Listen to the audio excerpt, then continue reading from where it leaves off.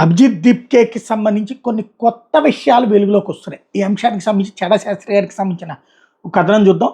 అసలు పెద్ద బొద్దు ఇంకా అభిజిత్ దీప్కే వెనక టర్కీ దేశం ఉందా? ప్రత్యక్ష రుజువులు ఇంకా బయటికి రాలేదు. కానీ విజయ్ గజేరా అనే అతను పెడుతున్న కొన్ని ట్వీట్స్ కొన్ని అనుమానాలు లేవనెత్తినాయి. Abhijit Deepke September 3, 2024 Boston University fall 2024 semester మొదలవుతుందని చెప్పుకున్నాడు.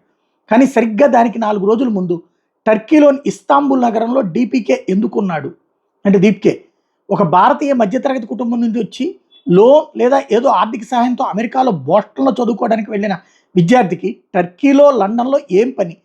భారత్, బోస్టన్, లండన్, టర్కీ, మళ్ళీ భారత్, ఇలా తరచుగా విమాన ప్రయాణాలు చేయడానికి లక్షల రూపాయలు ఖర్చు అవుతుంది. ఈ డబ్బు ఎవరిచ్చారు?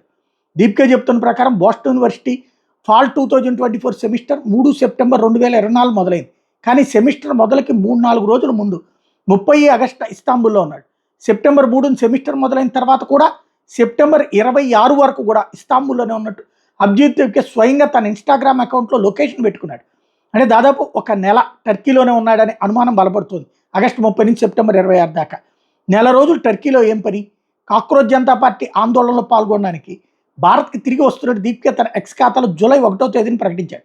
కానీ టర్కీ ప్రభుత్వ నిధులతో నడుస్తున్న టీఆర్టీ న్యూస్కి 28 జూన్ ఇచ్చిన ఇంటర్వ్యూలో భారత్ వెళ్తున్నట్టుగా ముందుగానే చెప్పాడు.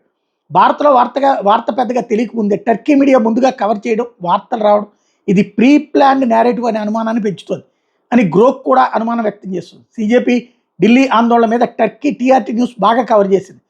ఇన్ని ఆధారాలతో ప్రశ్నలు వేస్తున్న కాక్రోచ్ పార్టీ నుండి ఎటువంటి స్పందన లేకపోవడం ఈ ఆరోపణలకి మరింత బలం చేకూరుస్తోంది. ఇదిగో ఆ డేటాకి సంబంధించినటువంటి అంశాలు కూడా అతనే పెట్టుకున్నటువంటి ట్వీట్లు, పోస్టులు, స్టేటస్లు అన్నీ స్పష్టంగా కనబడుతున్నాయి. ఇప్పుడు అభిజిత్ దీప్కే దీనికి జవాబు చెప్తాడంటే, ఎవరైనా అడిగారంటే కనుక వెంటనే వాళ్ళని గోడీ మీడియా అంటూ రివర్స్లో గేమ్ ఆడటం బిగిన్ చేస్తున్నాడు అనమాట.